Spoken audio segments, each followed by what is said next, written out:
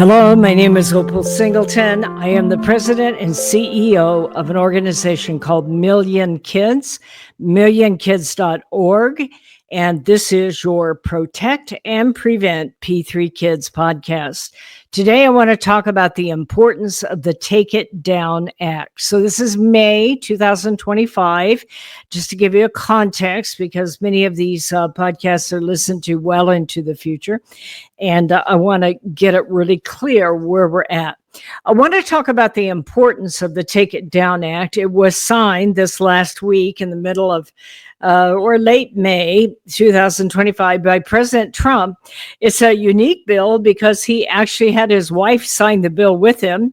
I don't know if that had ever been done before, but she is the brains behind it, the promoter of this, and someone who's very passionate about keeping kids safe from predators. That is Melania Trump. So the Take It Down Act, why is this so important? Well, let me back you up a little bit and give you some history. So I'm writing an ebook right now, and I hope that you will make an effort to get that book in the future as I get it out. Things are changing so fast, it's difficult for me to actually complete it, it seems like. So I may have to have two ebooks, who knows. But just to give you some background about myself and then where we're going to go with this bill. So I have been combating human trafficking and online exploitation for 15 years now. I started in my retirement and I care deeply about it. I've trained, hundreds of thousands of people. I've got tens of thousands of hours of research, and I'm not about melodrama. I really hate melodrama on these kinds of subjects.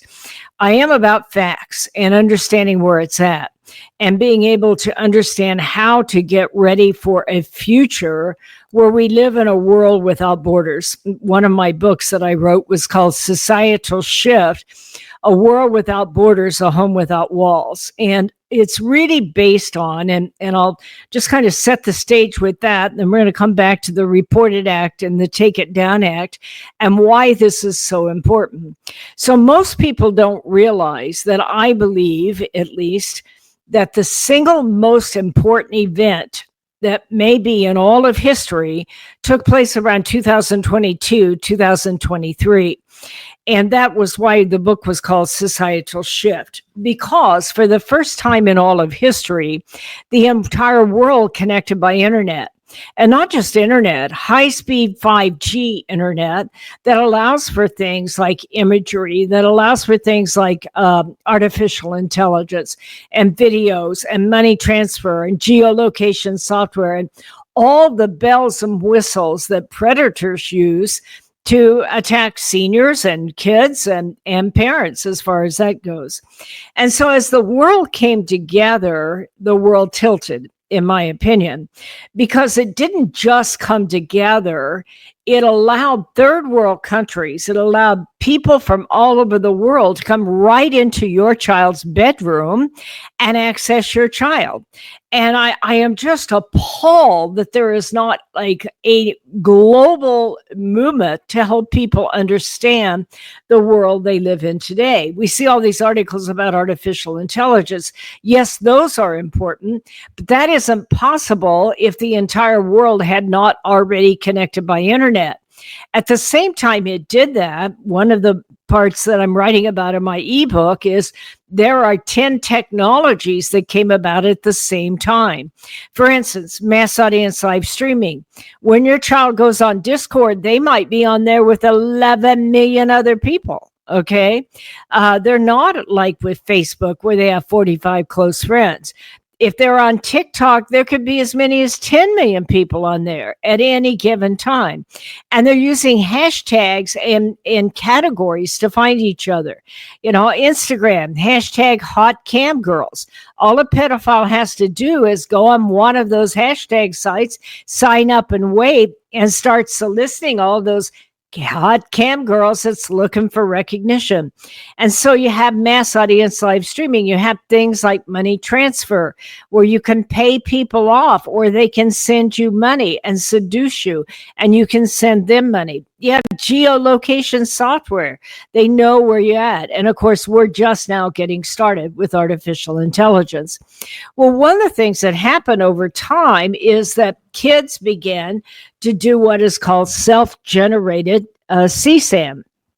CSAM stands for commercial sexual abuse material. No, got that wrong. Commercial sexual child. Let me get this right here. It's child sexual abuse material. It isn't commercial. Got that wrong. All these acronyms. Anyway, CSAM, child sexual abuse material. And so what was happening is now all over the world, people can reach your child and seduce them into believing either one, they love them and care about them, or two, they're going to become famous in an amateur porn star or a TikTok influencer, and they get them to self-generate an image that has sexual content for someone who is under the age of 18. That is called CSAM, child sexual abuse material. We got it right this time. And so what was happening is that you're starting to see a massive amount of online material out there that qualifies as CSAM. I'm looking for an article. I can't get my hands on it right now, but it's in the literally hundreds of millions. Here we go, right here. So I'm going to come back to this in a minute, but what we're talking about is that now we're passing bills that require your electronic service providers, you'll see ESP written somewhere, electronic service providers, and require them to report anytime there is child sexual abuse material, CSAM, out there. Now, under the Reported Act last year, not this year, but last year, actually, I think this go back to 2023, I think, there were 19,854,000 images identified under the Reported Act of what we call child sexual abuse material. So what did I just say? Okay, so what is happening is that they started a new act prior to the Take It Down Act. So these are not standalone bills. They're building on each other. And that's the reason why I appreciate you listening to this podcast, so that you can educate yourself and talk rationally about what is going on. So they began to see a massive amount of reporting of child sexual abuse material. If memory serves me right, in 2023, NCMEC, which we call lovingly National Center for Missing and Exploited Children, hats off to John Walsh and the old America's Most Wanted. He started that organization. I think he never once had a clue how big it would become and how important it would become in the world. But maybe he did. He was a visionary. So, and he's still with us, okay, and I still admire him. And in this kind of thing, what is happening is it's becoming apparent just how much material is online that qualifies as child sexual abuse material.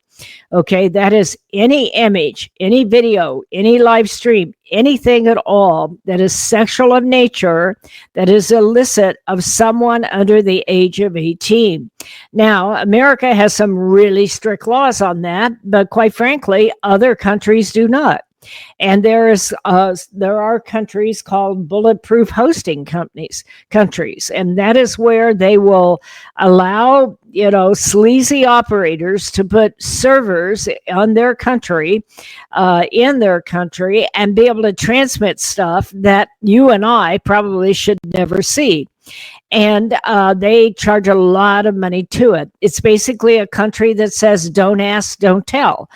And so a lot of your sex ads now, a lot of your webcam sex, a lot of your illicit materials are now coming from servers that are off the United States, okay? And they're being stored there.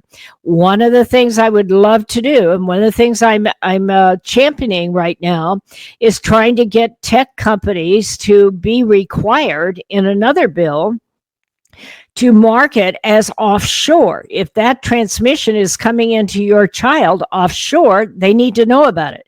If it's coming into your older grandfather or father who's fallen in love with some honey online and sending her $10,000, he needs to know he's talking to somebody offshore. And I'd like to see a requirement by law enforcement that requires people to mark things as offshore if they're coming in.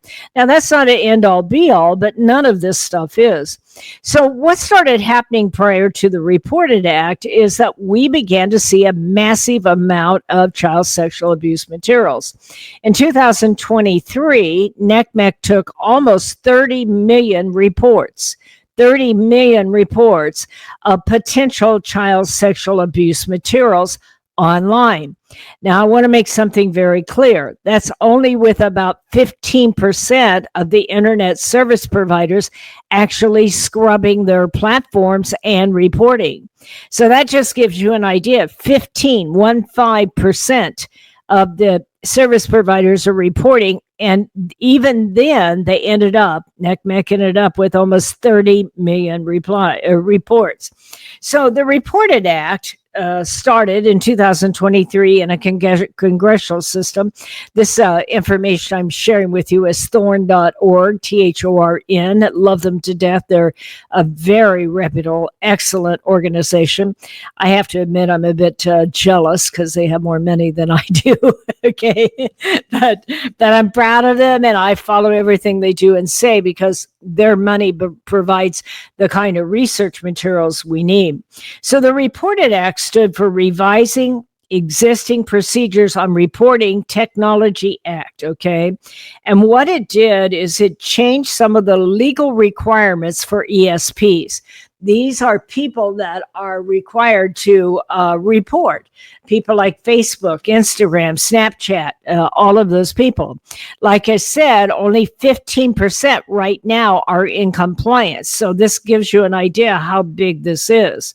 So the Reported Act, prior to the Take It Down Act, enacted a federal congressional session that, and by the way, it was Marsha Blackburn and John Ossoff. Marsha's a Republican and John is a Democrat, for what it's worth. Thank you for joining up to save our kids. Okay, one of the things is the child safety impact. This is part of the Reported Act, okay? It increased the penalties from $150,000 all the way up to $600,000 to $1 million, depending on the size of the provider, to encourage more diligent cyber tip line reporting. So what you're expecting to see is from 2023, when the total number of reports was 30 million, you're expecting it to go up. But it was interesting because when we get to the 2024 report, what we saw was it went down. Now, these people are conniving little snivellers, okay? I'm trying to keep it Christian here. But it should have gone up, okay? What they did is they started bundling reports. Oh, this report's like that report. It's like this report and this report. So we aren't going to report all 30 million of them. We're only going to end up reporting about 20 million because we're going to consolidate similar reports. So they are barely in compliance. So first of all, only 15% are complying. And second of all, they're finding ways to weasel out of having to really, really report. The other thing that's becoming very, very obvious is that we are on a quest for time here to take this on, because the other thing you're seeing is a lot of these service providers are going into what we call E2EE, end-to-end encryption. And they're saying, well, if we can't see it, we can't report it. And we're putting in encryption so we don't have to report it. So the government is trying to get these people to be more friendly to protecting children. And all the time, they are using all kinds of technology and ways to weasel out so they don't have to. The other one of the Reported Act was the child safety impact in this. And what it did was require a tool to prevent abuse and aiding and victim identification. According to this, it has shown that bad actors groom potential victims for exploitation and abuse online by luring them to more private online settings like encrypted messaging and moving from a public chat into a private conversation. With this knowledge in mind, we're hopeful the requirements for providers to report known coercion will help in preventing abuse. Well, so we now know that it went from 30 million down to about 20 million. Some of it was because these service providers are bundling and putting, literally tens of thousands of reports all together under one report and calling it one, so it doesn't seem so bad. So I want you to realize with me just how bad this is. First of all, only 15% of the service providers were reporting in the first place. Second of all, they started bundling, so you couldn't see how bad it is. And third of all, they're now into encryption. And I'm saying to myself, when are you going to get a soul here? You are only alive because you are in the middle of connecting the entire world by internet. You are the electronic service providers that put our children on the front lines of what I call digital warfare. Because now, anywhere, anytime, any cartel, any criminal organization, any pedophile, any terrorist group, any geopolitical enemy can come after our kids.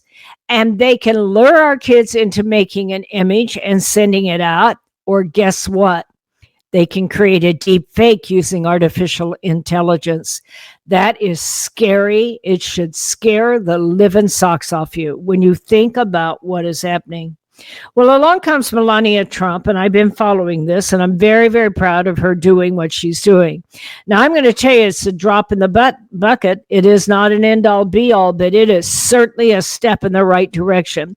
And I try never to be political because I take money from Democrats and Republicans, and I love them all. But I am very, very proud of this administration being willing to take it on, because it was not taken on in the last administration, and it needs to be. In fact, every chance they get, it seems like everything possible is being done rather than protecting our children. Okay, what is the Take It Down Act? I'm going to read here because it was a press release, so most newspapers, they don't even have newspapers anymore. I love it. Most online sites, are reporting the same thing. It will protect victims of digital exploitation, hold internet platforms accountable by requiring them to remove such imagery from their platform and provide justice for victims by allowing prosecutors to go after those who publish non-consensual explicit images online. That is a quote of Karoline Leavitt. So what have I just said? Well, here's the problem. In the past, what has happened is either somebody gets our kid, they seduce them, they become trusting of them, they build a friendship, and then they send a nude. Now, Million Kids is, still generating capital so that we can make more videos about why you should never, ever, ever, never, ever send a nude online from here on out. And in fact, if there is ever a time in your life you should sit down and talk about that, it is literally right now, about why you should never, ever put a nude online. Now, the truth is, with artificial intelligence and deep fakes, they won't have to put a nude online. Somebody will take their face and put a nude body on it with them. And we're already seeing this all over the United States, where these kids are going, Mom, that's not me. Dad, that's not me. They go to school, they get bullied. They're going, wait a minute, that's not me. Okay, it's my head, it's not my body. Okay, I get it, but my point is, as artificial intelligence expand, they will change your voice, they will change your image, and they will put you out around the world to blackmail you. Now, there's various motivations. That's why I'm writing an ebook. One of the motivations is pedophiles would do that to shame you into sending real images so that they can share them with other pedophiles. But the real thing that is happening now is what we call financial warfare or financial sextortion. And in financial sextortion, what is happening is countries like Nigeria and Ivory Coast and Myanmar and Pakistan, I can't even think of all of them, their cartel people use their poor kids. Quite frankly, they're enslaved. By the way, Myanmar's leading the world in this. And that's over by Cambodia, if you don't know that. Anyway, what they do is they will modify an image there, and they will use, well, first of all, they will use their kids in a video game chat room and a dating site, one of those kinds of things, and they will seduce your child into creating a nude and sending it over. And the minute they do, this is just heartless. We've had 36 young people, mostly brilliant young males, take their own lives because of financial sextortion. And we are just getting started. This is why you find me so passionate about this. This is sad. This is just heartbreaking. I've read almost every one of those stories. I've listened to the parents. You know, I just bang my head against a wall when I talk to pastors and Christian parents, because they go, well, my kid wouldn't do that. And my kid's hardly on there. And my kid has all these standards, and my kid this and my kid that. You know, I'm going to tell you, it is those kids, those very kids that are being victimized. And because nobody sat down with them and explained to them how this is happening. Here's what I know about kids. I've never met one yet that wants to be violated. I've also never met one yet that thinks that they will be violated because they think they're going to be able to tell. I'm going to tell you they can't tell. And especially if they don't have a lot of experience online, they are less likely to be able to tell and more likely to become a victim. So what happens is somebody gets them in a weak moment. Maybe they flunking out of school somewhere, or they broke up with a girlfriend, or they're in a fight with mom and dad, or, you know, many of these kids are homecoming kings. They've already selected their college. I had one mother I read, she said he's 16, almost 17 years old, and he's 6'2".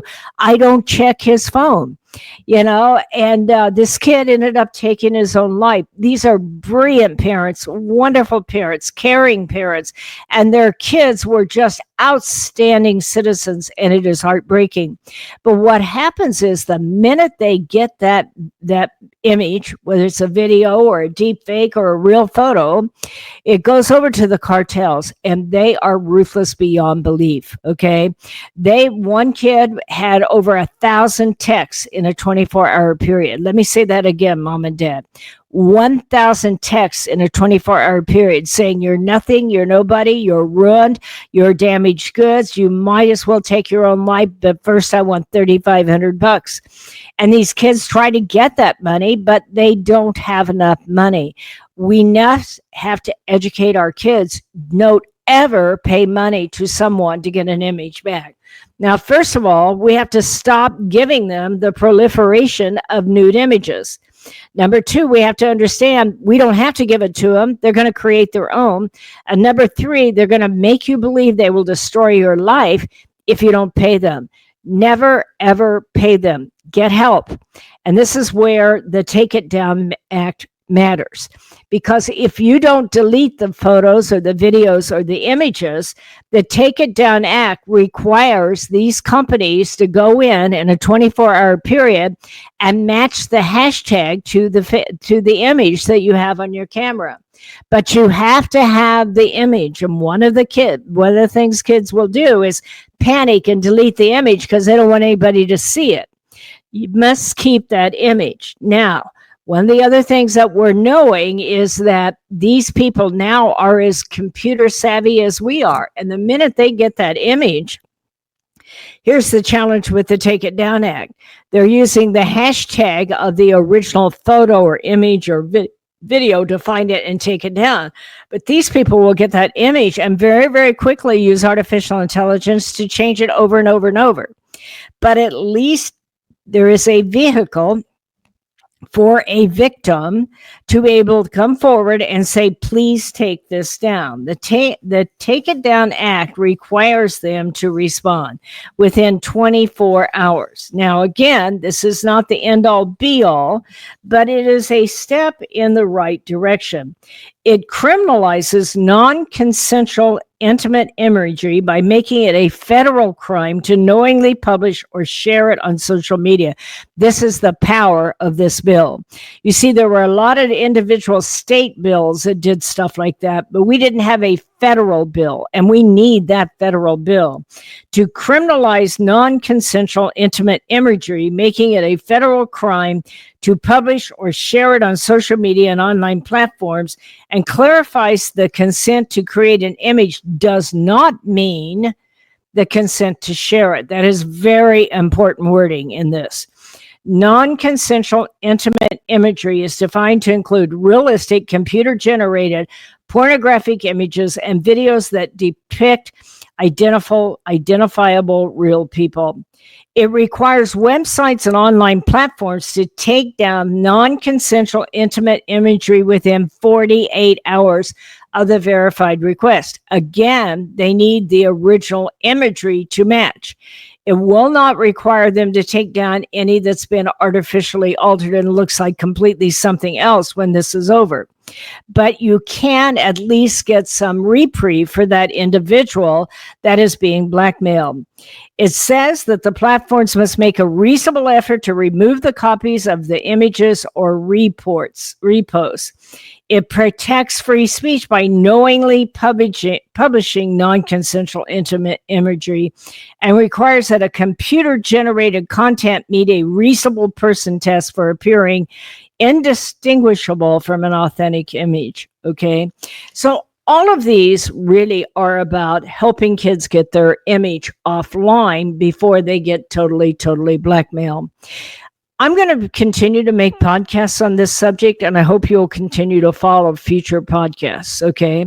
My organization is called Million Kids, MILLION, millionkids.org. If you are not on our newsletter, please go on and sign up for our newsletter. We have some of the best stories out there to keep you up to date. I'm going to tell you that we are a team of 8, what we like to call ourselves seasoned professionals, okay? Most people are retired law enforcement, or like myself, a retired professional person that supports law enforcement. We deal with facts. We look at cases all across America. We look for cases that we can learn from and that we can educate you from. This is all about keeping kids safe from predators.